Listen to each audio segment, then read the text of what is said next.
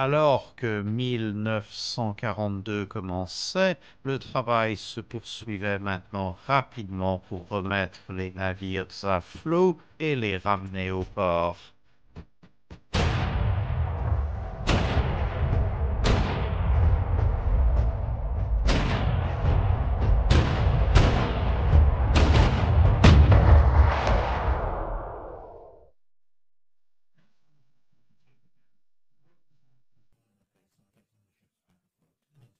La première bonne nouvelle à cet égard était le West Virginia. Grâce à une combinaison de la sauvegarde involontaire de Tennessee et des efforts de l'équipage, elle s'était installée à la verticale et donc les plongeurs estimaient que si les différents trous pouvaient être colmatés et que le pompage était effectué dans un ordre sensé de haut en bas, elle remonterait simplement à la surface sur une quille équilibrée, ce qui signifiait à son tour qu'une grande partie du travail initial de retrait de sa batterie principale pouvait maintenant être arrêtée. Cela permettrait d'économiser du temps et des efforts pour retirer les canons maintenant et les réinstaller une fois le navire prêt à reprendre la mer. Au lieu de cela, le travail pourrait être redoublé pour nettoyer et préserver les canons en place et pour colmater divers petits trous prêts pour le levage.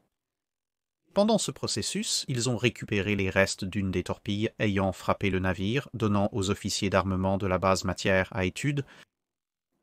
De l'autre côté du canal, un événement incroyablement encourageant a été observé par ceux qui travaillaient dur sur la rangée des cuirassés, alors que le dock flottant IKFD-2, autrefois maison de ce qui restait de l'USS Shaw, a refait surface grâce à l'absence de coups directs, mais plutôt à des dommages causés par des éclats d'obus et des ondes de choc provenant de l'explosion du dépôt de munitions à terre. Le processus de remise à flot a été relativement simple en y pompant de l'air et en ayant ensuite des plongeurs et d'autres membres d'équipage qui observaient si de l'air ou de l'eau s'échappait de divers endroits et en appliquant ensuite de petites rustines si nécessaire à ces endroits.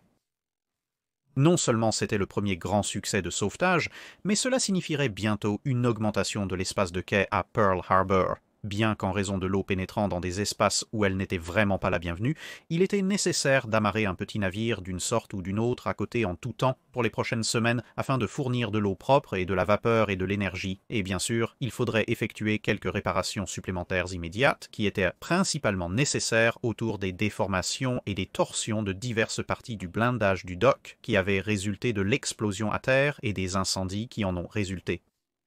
Maintenant que la première vague de travail sur les cuirassés récupérables avait eu lieu, il était également possible de libérer des hommes et des plongeurs pour un meilleur examen de l'Utah. Bien qu'elle allait être une priorité beaucoup moindre pour le sauvetage global, il y avait encore pas mal d'équipements précieux qui pouvaient être retirés d'elle et ensuite déplacés vers d'autres navires, mais elle s'était retournée sur sa superstructure et on pensait que cela pourrait se briser à tout moment et les plongeurs seraient donc à risque que le navire roule davantage ou bouge. Heureusement, le fond marin de ce côté de Ford Island était un peu plus ferme que les conditions presque sable mouvant dans lesquelles la Californie se trouvait. Donc, ce n'était pas tant une préoccupation que le navire bouge, et il est rapidement devenu évident que l'Utah avait en fait basculé avec assez de force pour arracher ses mâts et presque tous les autres éléments majeurs de la superstructure, ce qui signifiait qu'elle était aussi stable qu'il était possible de l'être pour une épave renversée, car elle reposait sur les éléments les plus solides de sa structure qui étaient peu susceptibles de céder. Néanmoins, envoyer des plongeurs descendre, puis remonter dans le navire présentait peu d'intérêt.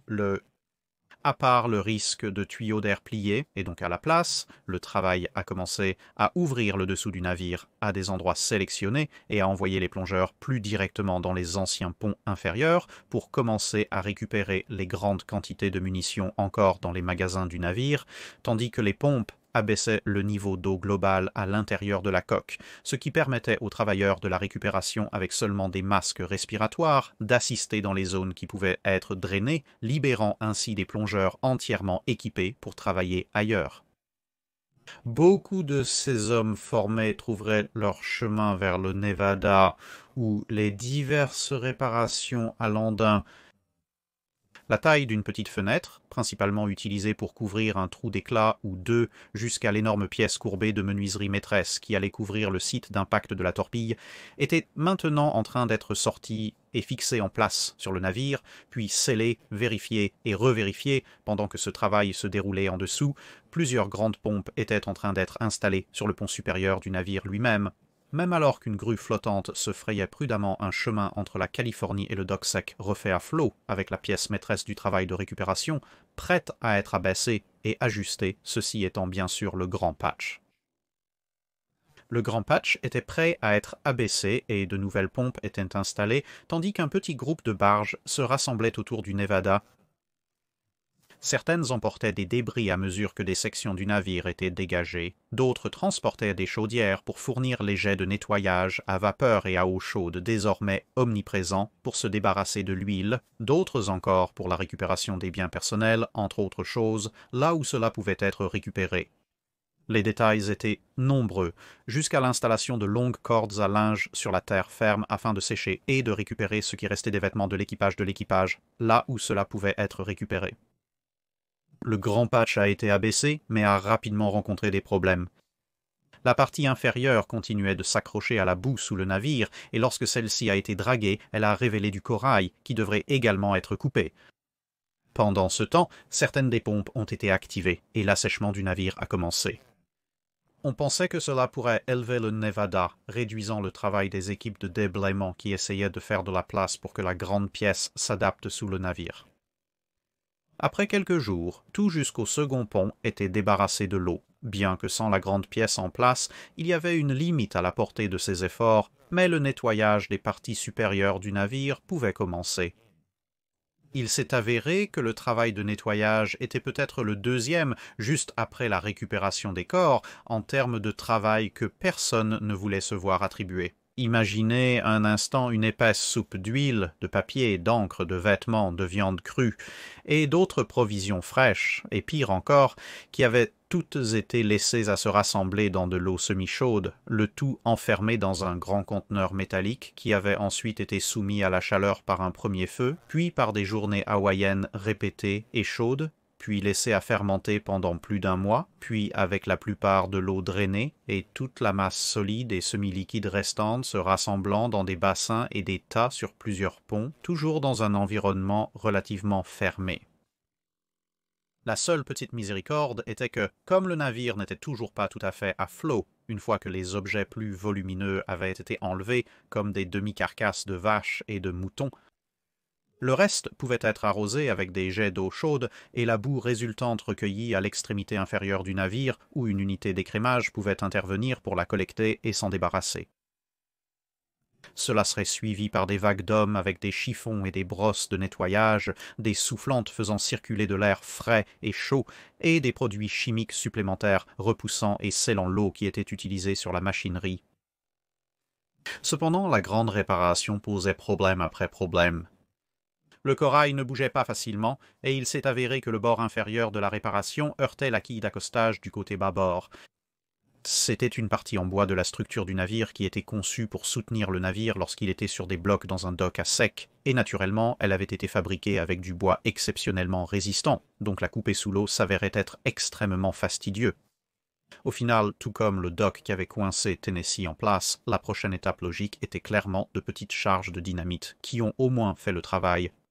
un peu plus rapidement.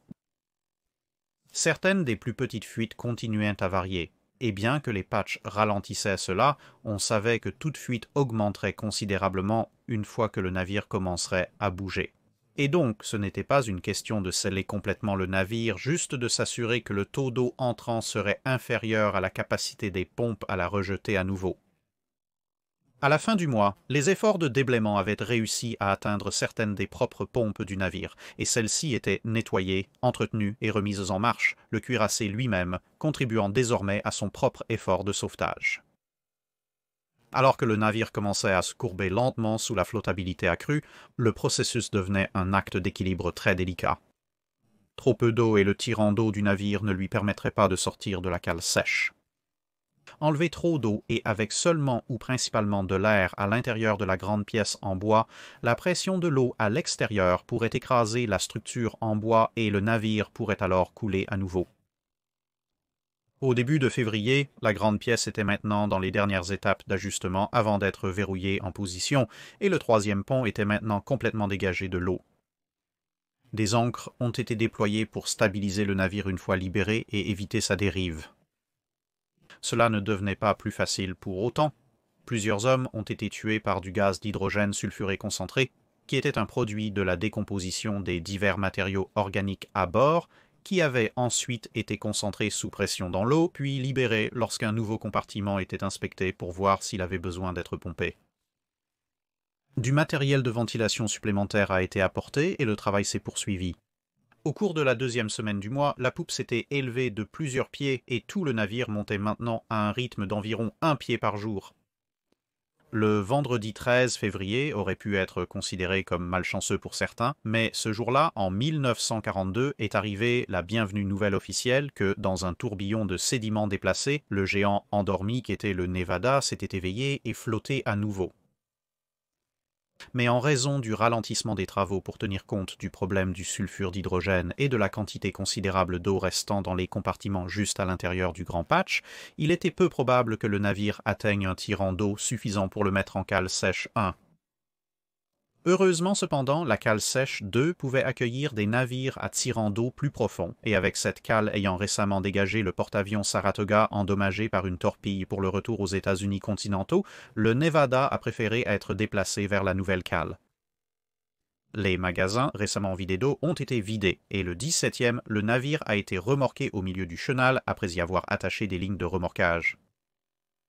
Avec le Nevada maintenant dans des eaux plus profondes, les plongeurs ont découvert que le grand patch s'était en fait étiré de plusieurs pieds, de plus que prévu, ce qui en soi saboterait la tentative de la mettre dans n'importe quelle cale sèche, même la cale sèche 2. Bien que l'enlever maintenant signifierait une pression significativement accrue sur toutes les cloisons internes fermées autour de la brèche, il a été décidé d'essayer de le faire là et alors et espérer que les cloisons résistent sur le dernier bout du voyage, car une fois que le navire a commencé à avancer, il pourrait alors être dirigé directement dans le dock, au lieu d'être arrêté à l'entrée pour mettre en œuvre la même procédure de retrait du patch, là, car finalement si les cloisons échouaient, le navire risquait de chavirer en quelques minutes, et si cela devait arriver, il était honnêtement préférable que cela se produise dans le chenal où les efforts de dragage et de dynamitage pourraient être en mesure de créer une sorte de chemin autour d'elle plutôt qu'à l'extérieur de l'un des précieux docks secs de Pearl Harbor, où il n'y avait vraiment pas d'autre route à l'intérieur. Alors que le soleil se levait le 18e, les pompes à bord du Nevada étaient à pleine puissance, les remorqueurs sont venus à côté et le navire a commencé la course pour le dock sec.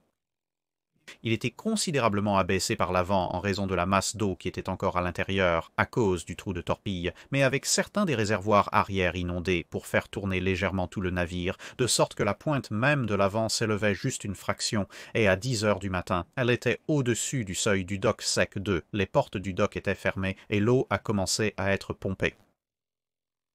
Alors que le niveau d'eau et donc la pression diminuaient, les pompes pouvaient également commencer à évacuer une partie de l'eau dans les compartiments de proue, nivelant le navire afin qu'il puisse être installé sur les blocs du dock sec. Sous les yeux de l'amiral Nimitz, le premier des cuirassés récupérés est venu se reposer doucement alors que les niveaux d'eau baissaient, finissant par être laissés à sec avec de l'eau débordant de divers compartiments de broche alors que le soleil commençait à descendre vers l'horizon occidental. En remontant le temps jusqu'au début de janvier, nous nous dirigerons vers la Californie, non pas l'État, mais le cuirassé. Un voyage quelque peu plus court. 3 de ces 4 tourelles ont pu être travaillées, tout ce qui était retiré étant soigneusement étiqueté afin que tout puisse être remonté une fois que le navire serait sorti de la situation actuelle. Le plan pour le sauvetage du navire avait quelque peu changé. Au lieu d'encercler tout le navire avec un énorme coffre-d'armes en acier, qui, comme les événements l'avaient montré, serait probablement juste englouti par la boue de toute façon, il avait été décidé qu'une version partielle en bois engloberait une partie du navire, avec des versions plus petites autour de chaque impact de torpille. Des coques plus petites que celles-ci auraient des patchs en bois placés sur elles juste dans l'eau, et les plus grandes, abritées par les différents coffres-d'armes, seraient remplies de béton maintenu par un coffrage en bois. La différence entre cela et l'approche adoptée sur le Nevada était la nécessité de dégager d'abord les trous de la boue et le fait que la Californie était, pour l'instant du moins, assez bien coincée en place et avait plus de trous en elle. Sceller les compartiments autour de chaque trou puis pomper le reste du navire, comme sur le Nevada, ne la libérerait tout simplement pas, et même si elle était dégagée, le tirant d'eau du navire l'empêcherait de jamais accoster pour des réparations. Elle devait donc être aussi étanche que possible, puis aussi complètement vidée que possible. Le poids du béton signifiait qu'elle naviguait en profondeur, mais pas assez pour l'empêcher de franchir le seuil du dock sec. C'était l'idée en tout cas. Il y a eu des retards pour sortir les canons des tourelles, car ceux-ci nécessitaient tout à fait compréhensiblement l'attention des plus grandes des grues flottantes en possession de la base, et la demande pour les services particuliers de ces grues était un peu élevée. Néanmoins, après plusieurs jours de levage intermittent, tous les canons, à l'exception de ceux de la tourelle 4, étaient partis, et la première des rustines en bois pour le navire est arrivée. Celui-ci était conçu pour couvrir le plus grand trou non traité par coffrage. Il s'agissait d'une brèche dans la proue causée par un quasi-missile d'une bombe. Comme le Nevada, le California aurait besoin d'eau douce et de générateurs de vapeur, de nettoyeurs haute pression, d'équipements de ventilation et autres, mais comme les côtés du navire seraient encombrés de coffrage, cela gênerait l'approche des barges, il a donc été décidé d'installer tout cela sur le pont supérieur avec la première des nombreuses pompes. Les énormes poutres nécessaires à ces coffrages étaient préparées à terre, mais le nombre de charpentiers était limité et l'utilisation d'une approche similaire sur le West Virginia divisait leur attention, ralentissant ainsi le travail, car les seules choses restantes à faire étaient vraiment de s'assurer que les petits points d'entrée d'eau étaient bouchés et que les casemates étaient scellées. Ainsi, ce n'est que le même jour que le Nevada a flotté que les barrages de fortune ont commencé à être construits sur le California, tandis qu'au-dessus de l'eau, le dernier du matériel de mât en cage ainsi que la lourde tour de contrôle étaient en train d'être coupés ou dévissés, respectivement. Forts de leur expérience acquise au Nevada, les barrages de fortune ont été installés à un rythme soutenu. En 10 jours, la majorité des barrages de fortune étaient installés et les plongeurs se préparaient à les sceller. Cela ne pouvait pas être fait à terre, car les mouvements inévitables dans les structures en bois fixées au flanc du navire causeraient de légères déformations.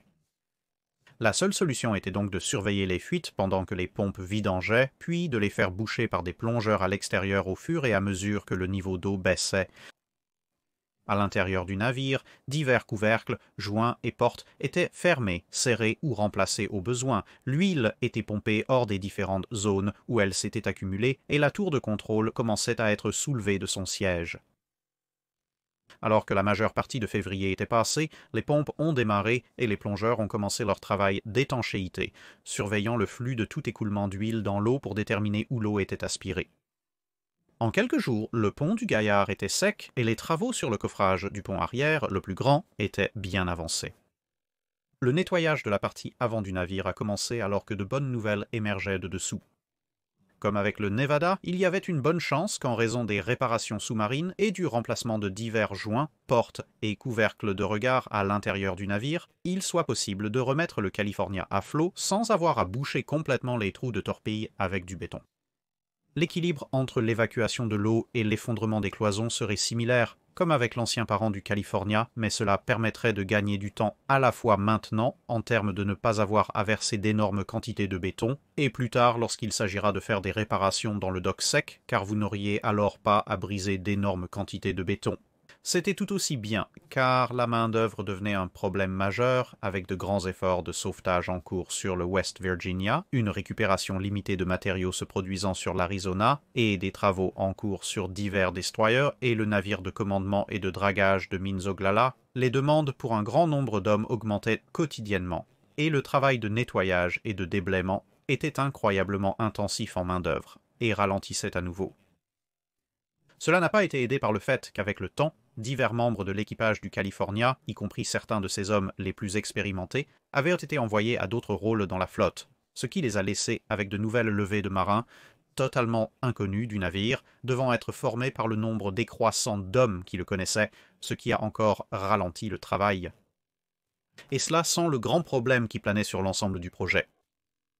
Le California et le West Virginia étaient tous deux des navires à propulsion turboélectrique, et l'équipement électrique n'aime vraiment pas l'immersion prolongée dans l'eau salée, même avant que tous les autres polluants impliqués dans cet incident particulier ne s'en mêlent.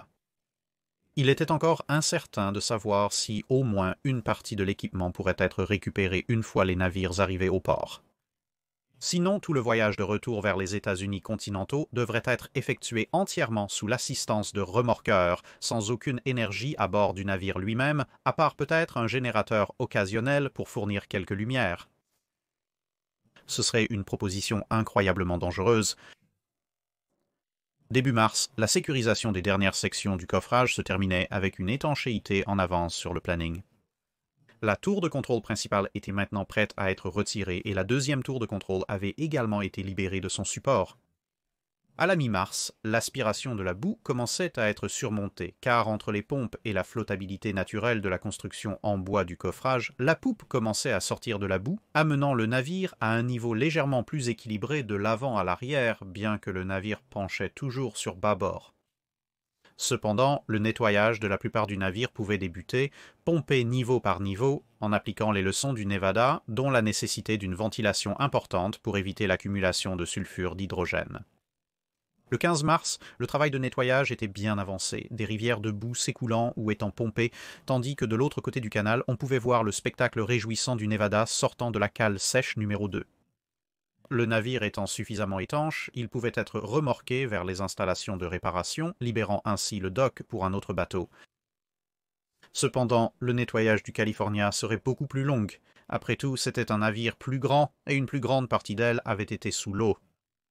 Le capitaine Wallin a envoyé un long message pour encourager les équipes de travail, les mettant à un certain degré en compétition avec ce qu'il a plutôt délibérément caractérisé comme les Japonais industrieux, et exhortant les hommes de la marine des États-Unis à montrer qu'ils étaient sûrement meilleurs dans le travail acharné que leurs ennemis. Le travail s'est poursuivi à un rythme soutenu, mais en descendant plus profondément dans le navire, la tâche s'assombrissait considérablement. Près de 50 membres de l'équipage du navire n'avaient jamais été retrouvés après l'attaque, et assez rapidement au deuxième niveau du pont, les équipes de réparation ont commencé à trouver ce qui restait de beaucoup de ces hommes malheureux. Le pompage a ralenti au troisième niveau du pont pour permettre la récupération des restes qui, aussi macabres que cela puisse paraître, étaient plus faciles à flotter dans des sacs qu'à récupérer en morceaux d'un pont vidé. Cet effort a permis de retrouver environ la moitié de l'équipage manquant et a permis au navire de se libérer complètement de la boue juste après le 20e mars. Le 29e, seuls 16 hommes n'étaient pas encore comptabilisés. Et après une recherche approfondie de la zone restante du troisième pont, les pompes ont été remises en marche. À la fin du mois, le navire n'était que légèrement incliné vers le port, malgré un tirant d'eau de 43 pieds et du travail restant. Heureusement, la plupart de l'huile avait été retirée du navire pendant la pause au niveau du troisième pont, donc les efforts de sauvetage de la salle des machines n'auraient à faire face qu'à une énorme contamination par l'eau de mer au lieu de tout cela, plus la boue d'huile. Le 3e avril, le navire était assez haut pour entrer dans un dock, mais maintenant il n'y avait plus d'espace disponible. Lexington était arrivé plus tôt dans la journée pour une rénovation dans le Dry Dock 2 et un croiseur plus 2 destroyers occupaient le Dry Dock 1. Le travail avait progressé à une vitesse presque fulgurante sur le Dry Dock 3, mais le Dry Dock 3 avait été conçu pour gérer des navires plus petits et était trop petit pour accueillir le cuirassé. Au lieu de cela, ils devraient attendre quelques jours jusqu'après le 8e, lorsque Lexington devait se diriger vers le bassin d'équipement et de réparation. Pendant qu'ils attendaient, la chaîne d'ancre qui avait été utilisée des mois auparavant pour essayer de garder le navire plus près du quai a été déroulée autour de la barbette de la tourelle, et diverses plaques utilisées pour sceller les zones supérieures du navire, comme les casemates, ont été retirées pour réduire le poids global. Maintenant, ces zones étaient raisonnablement au-dessus de la ligne de flottaison à nouveau. Le déblaiement des magasins, le nettoyage des salles des machines et le travail ingrat de vider le garde-manger ont également été entrepris, une grande explosion aléatoire probablement causée par une poche d'essence d'aviation non couverte qui avait fumigé, ajoutant un peu d'excitation aux procédures. Bien que 5 hommes aient été blessés, heureusement, personne n'a été tué. Plus sérieusement, l'explosion a soufflé un panneau qui a renvoyé de l'eau dans de nombreux compartiments dégagés et cela, à son tour, a fait plonger la proue de 5 pieds plus bas. Heureusement, toutes les pompes et l'équipage ont été appelés et la zone a été isolée, réparée et de nouveau pompée au cours des prochains jours. L'une des tours de contrôle a été soulevée du navire pour aider à résoudre le problème de poids et c'est ainsi que le 9 avril, la Californie est devenue le deuxième cuirassé à être récupéré avec succès des profondeurs, entrant dans la cale sèche vers 11 heures du matin, rejoint dans le dock par le petit remorqueur Sotoyomo, qui avait été récupéré à côté de la cale sèche flottante YFD2. Le niveau de l'eau a été abaissé et les travaux de réparation ont pu commencer sérieusement, certains de ces grands composants électriques étant soulevés pour d'autres travaux de réparation à domicile, leur transport de retour vers les États-Unis continentaux étant le Nevada, qui était presque prêt à se diriger vers Puget Sound avec une date de départ fixée au 22 avril. Parmi les cuirassés endommagés ou coulés lors de l'attaque, le Maryland, la Pennsylvanie, le Tennessee, le Nevada et la Californie étaient désormais à flot à divers stades de réparation, de réaménagement ou d'essais en mer. Il en restait 4, et une fois que vous avez pris en compte le fait que l'Arizona était déjà considéré comme une perte totale et que l'Utah, étant un navire d'entraînement, n'était pas aussi vital pour l'effort de guerre par rapport aux navires théoriquement capables de combat, vous êtes en réalité juste réduit à l'Oklahoma et à la West Virginia. Alors une fois de plus, remontons le temps jusqu'au début de janvier et parcourons quelques centaines de mètres de plus le long du canal jusqu'à la Virginie de l'Ouest elle-même. Les pénuries de travailleurs qualifiés qui avaient affecté le Nevada et la Californie ont également affecté la Virginie de l'Ouest, mais contrairement à ces navires, puisque les canons et la plupart des autres superstructures n'allaient pas être retirés sauf là où ils étaient déjà endommagés, une partie de cette main-d'œuvre en question n'était pas réellement nécessaire, ce qui a contribué à soulager la pression sur les deux autres grands navires. Mais la seule chose dont le navire avait besoin, c'était des charpentiers. Un système de colmatage était également nécessaire ici, mais alors que les deux autres navires avaient des trous qui étaient dans certains cas assez grands, mais étaient au moins des perforations distinctes, sur la Virginie de l'Ouest, les dégâts les plus proches de quelque chose que vous pourriez colmater de manière cohérente étaient une zone en dessous de la tourelle Superfiring avant, mais au milieu des navires, dans une zone approximativement délimitée comme l'espace entre les deux mâts, il y avait essentiellement juste un enchevêtrement tordu de matériel et de plaques qui avait autrefois ostensiblement été la coque du navire, mais qui ressemblait maintenant plus à une déité de vélociraptor en colère équipée de griffes C4 qui avait donné un coup de griffe au navire. La seule façon de résoudre ce problème était de mettre en place un énorme patch et de faire en sorte qu'il s'adapte même. Cela nécessitait d'envoyer des plongeurs pour couper tous les différents morceaux de métal tournés vers l'extérieur où ils le pouvaient, et ailleurs, il suffisait simplement de détacher des panneaux de coque entiers qui étaient trop endommagés.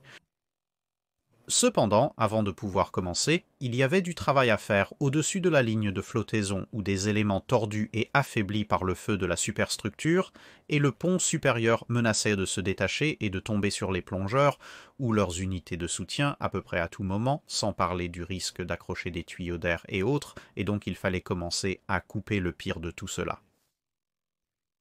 Les débris résultants et autres débris ont ensuite été emmenés à terre et triés en une myriade de catégories différentes.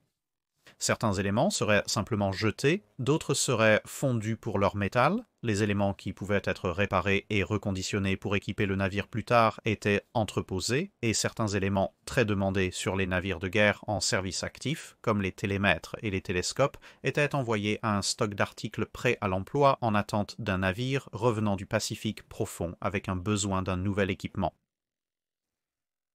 Des préparations ont été faites pour la tâche désormais malheureusement familière de vider un navire inondé et bien sûr la tâche macabre de récupérer des corps.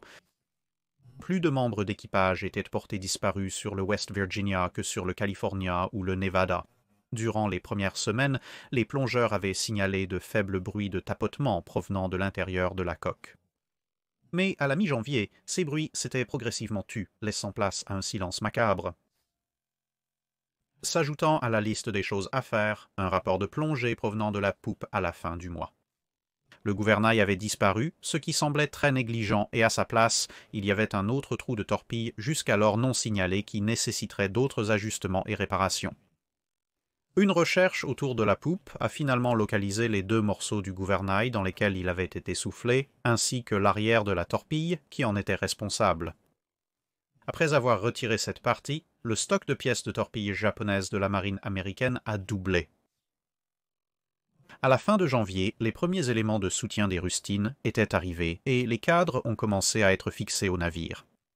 Alors qu'au-dessus de la ligne d'eau actuelle, des travaux ont été effectués pour renforcer davantage le pont afin qu'il supporte les grues en A, les pompes et les divers autres équipements qui devaient être installés, et comme les mâts allaient de toute façon être remplacés, et qu'ils contribuaient grandement au poids en haut, le travail a également commencé à démonter le mât principal. Au moment où le Nevada passait sur son chemin vers le quai, les premières faces de la rustine allaient dans l'autre sens vers la Virginie de l'Ouest. Contrairement aux rustines conçues pour les 2 autres navires, celle pour la Virginie de l'Ouest devrait remplacer de grandes sections de la coque extérieure du navire, et était donc un composite de béton, d'acier et de bois. De plus, en raison de la grande surface concernée, il n'y aurait pas de grandes unités uniques, mais plutôt plusieurs petites sections, relativement parlant du moins, et plus facile à manipuler, qui serait ensuite assemblée une fois en place. Les dégâts de la coque étaient si importants que pour une bonne partie de la section médiane, la seule partie du navire qui était à peu près là où elle était censée être était l'armure de ceinture, et même celle-ci était quelque peu déformée. Tout ce qui se trouvait au-dessus et en dessous avait soit simplement disparu, soit avait été enfoncé si profondément dans le navire qu'il était pratiquement inutile, et donc la ceinture elle-même est devenue une partie du système de rustine, puisque des dalles d'acier de 13 pouces d'épaisseur se sont avérées être d'excellents points de fixation solides pour les bords inférieurs ou supérieurs des rustines, selon le cas. Il y avait aussi la délicate tâche de pénétrer partiellement dans le navire à travers les diverses déchirures de la coque pour trouver où se trouvaient les cadres intacts afin de monter des poutres d'étançonnement, afin que la pression de l'eau ne fasse pas simplement s'effondrer les rustines lorsque l'eau était pompée et que la pression externe par rapport à la pression interne augmentait. Fraîchement sortis du succès du nettoyage de la boue sous le Nevada, les plongeurs ont commencé à enlever la boue du corail qui soutenait le poids de la West Virginia pour permettre à la couche la plus basse de rustine d'être fixée sur les parties de la coque qui restaient encore. À la fin de février, la plupart des rustines individuelles étaient en place à l'exception de la longue sur la partie supérieure du côté de la West Virginia, et le travail d'ajustement de l'ajustement et de scellement des espaces entre les sections individuelles avec du béton qui était en place pouvait commencer. Bientôt, les chaudières à vapeur, pompes et autres équipements sont arrivés et ont été placés sur la zone ouverte du navire.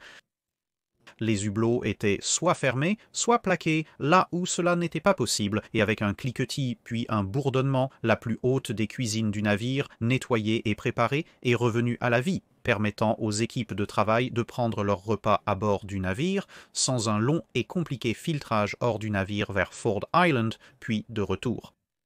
Alors que les compresseurs d'air et les pompes arrivaient à bord et que le mât principal était soulevé, la conservation de plus de superstructures du navire signifiait un espace premium pour l'équipement, et il a été décidé de tourner la tourelle la plus à l'arrière pour libérer de l'espace sur le pont central, mais comme il s'est avéré, des obus dans la salle de manutention avaient roulé dans les engrenages pendant le naufrage.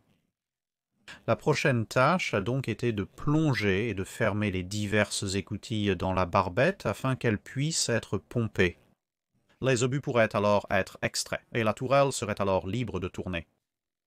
Les préparatifs ont continué, mais le pompage du navire a été interrompu pendant que l'effort principal visait à faire monter et partir la Californie.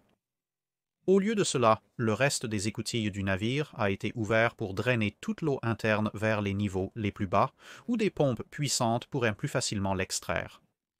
C'était remarquablement différent de Nevada et de Californie, où autant de ces écoutilles et couvercles de regard avaient été fermés autant que possible humainement, mais cela reflétait une manière légèrement différente de récupération.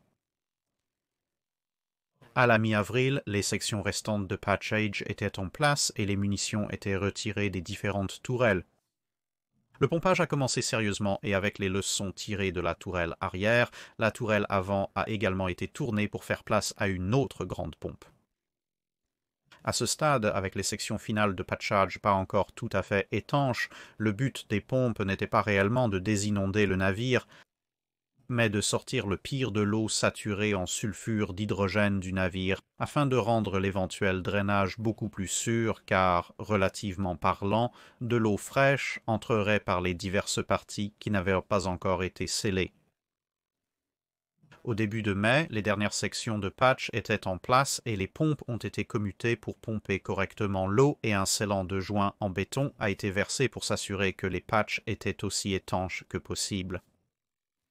Maintenant, pour la troisième fois, la sinistre tâche de nettoyer l'intérieur du navire et inévitablement de récupérer des corps pouvait commencer alors que le niveau de l'eau baissait. À la mi-mai, le deuxième pont était dégagé et le mélange habituel de matériaux pourris et d'objets personnels récupérés a commencé à quitter le navire. Bien sûr, après 2 mois supplémentaires dans l'eau, les 49 corps trouvés initialement, alors que l'équipage sondait plus profondément, étaient dans un état encore pire que ceux sur le California, et une fois de plus, le pompage a été interrompu pour permettre la récupération des restes, ce qui a laissé 21 hommes non comptabilisés. Alors que le travail était terminé et que les pompes étaient remontées à pleine puissance, le West Virginia s'est lentement élevé des profondeurs le 17 mai 1942, roulant et tanguant de manière quelque peu inégale alors que l'eau se déplaçait dans le navire maintenant flottant librement et que d'autres compartiments étaient vidés, ce qui changeait l'équilibre général du navire sur une base horaire. Le 24, elle était principalement à niveau et ancrée en place pour l'empêcher de dériver. Des morceaux supplémentaires de torpilles et au moins une des bombes lourdes converties à partir d'un obus de 16 pouces dont le fusible avait échoué ont été retirés du navire au fur et à mesure que les efforts s'enfonçaient de plus en plus profondément. Mais même à flot, son tirant d'eau était encore trop profond pour le dock sec. 1 est à ce stade le dock sec. 2 était occupé par la Californie. La bataille de la mer de Corail a encore compliqué la situation. Lexington a été perdu et Yorktown revenait en boitant, mais aurait besoin de la priorité sur n'importe quel espace de cale sèche car Nimitz voulait qu'elle soit remise en état à temps pour repartir avec Enterprise et Hornet pour ce qui allait être la bataille de Midway. Lors de la bataille de Midway, d'autres munitions ont été déchargées pour alléger le navire et atteindre un tirant d'eau de 32 pieds, permettant l'entrée en cale sèche numéro 1. Des corps supplémentaires étaient découverts au fur et à mesure que les parties les plus profondes du navire étaient dégagées. Finalement, un total de 67 seraient récupérés, ne laissant que 3 personnes non comptabilisées une fois tout terminé. Mais cela incluait quelques véritables tragédies. Des hommes ont été trouvés haut dans les salles des machines, et dans un cas dans une salle de stockage verrouillée où des bulles d'air et des portes de cloison étanches avaient gardé un certain nombre d'entre eux en vie selon les calendriers qu'ils avaient tenus, ils étaient assis dans le noir pendant bien plus de 2 semaines, ce qui était bien après que les plongeurs aient fait leur premier passage sur la coque en frappant à l'extérieur à la recherche de signes de vie, mais l'équipage à l'intérieur n'avait pas été entendu et progressivement leur air s'était épuisé. Cependant, au début de juin, avec l'élimination de l'huile des réservoirs de carburant ainsi que 70 tonnes de viande, de lait et de fromage pourri des zones de stockage réfrigérées ainsi que des munitions secondaires, la réduction du tirant d'eau du navire avait encore progressé et le 7e de juin, la cale sèche a été préparée, tandis que la cale sèche 2 a libéré la Californie vers le bassin de réparation. Avec des batailles de plus en plus fréquentes avec la marine japonaise, la marine américaine voulait que la cale sèche 2 plus profonde soit libre pour tout navire revenant gravement endommagé, en particulier les porte-avions, et donc, juste après l'heure du déjeuner le 9, des remorqueurs a guidé la West Virginia au-dessus du seuil pour se poser sur les blocs prêts pour une réparation extensive de la coque, dont elle aurait besoin si elle devait jamais naviguer à nouveau dans la cale sèche 1. Maintenant, chaque cuirassé qui pouvait être réellement récupéré était entre les mains du Yard. Il restait encore du travail à faire. Oglala, Utah, Oklahoma et les différents destroyers avaient tous eu du travail entre-temps. Mais lorsque nous reviendrons dans quelques semaines pour la 3e et dernière partie de la série, nous examinerons le travail qui a été effectué sur certains de ces navires. C'est tout pour cette vidéo, merci d'avoir regardé. Si vous avez un commentaire ou une suggestion pour un navire à examiner, faites-le nous savoir dans les commentaires ci-dessus. N'oubliez pas de commenter le post épinglé pour les questions de cale sèche.